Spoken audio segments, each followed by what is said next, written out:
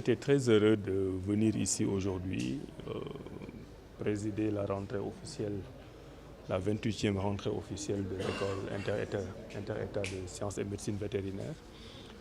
Naturellement, l'école est plus vieille que ça, vieille dans le sens positif du terme, mais nous savons que la rentrée officielle a été instaurée un peu plus tard.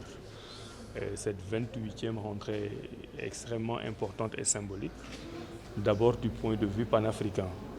Il faut savoir que c'est une école qui regroupe 14 États, donc un excellent exemple d'intégration africaine dans le domaine des sciences vétérinaires et des sciences animales.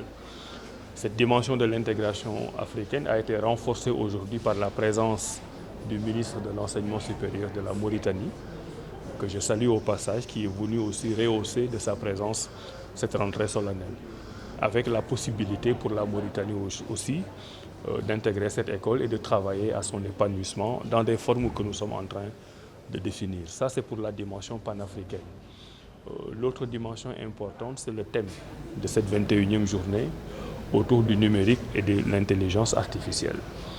On est en train de bâtir une relation triangulaire entre l'homme, l'humain qui réfléchit, l'animal qui est l'objet de cette science et qui doit être soigné, et enfin la machine, l'intelligence artificielle et le numérique.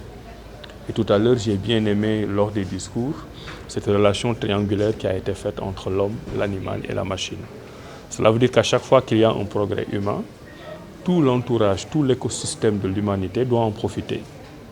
Les animaux sont nos amis, sont nos compagnons, et nous devons tout le temps leur tenir compagnie et nous occuper aussi de leur santé. D'où d'ailleurs la pertinence de cette école. Et le fait que dans le domaine de l'intelligence artificielle, on n'ait pas pensé qu'à l'humain, mais qu'on pense à l'animal qui est dans notre écosystème, ça montre que cette école-là, des sciences et médecine vétérinaire, est à la pointe du progrès. Donc si on met ensemble la dimension africaine, la dimension humaniste et la dimension de la protection de l'animal, et à la veille de la journée de la femme, vous avez un cocktail détonnant que nous avons essayé de célébrer aujourd'hui, avec la présence du directeur général et la présence du ministre mauritanien.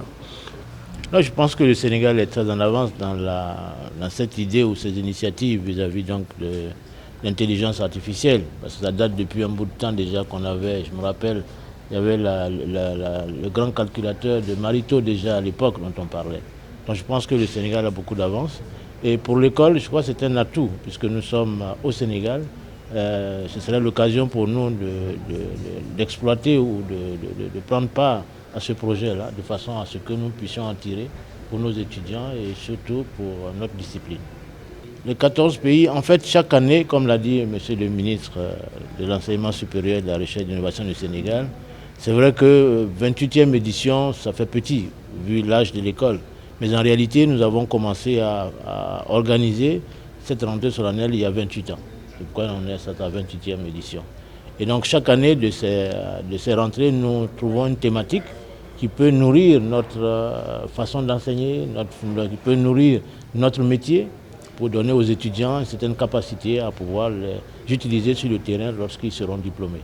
Donc cette année, nous avons mis l'accent sur le numérique et l'intelligence artificielle parce que ce sont des outils actuellement majeurs, sont de plus en plus utilisés dans notre métier.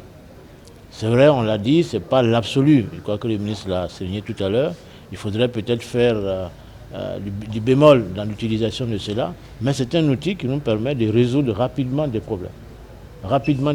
Et peut-être de permettre l'accès le plus facile au grand nombre à ce genre de choses. C'est pourquoi nous avons opté donc pour cette innovation.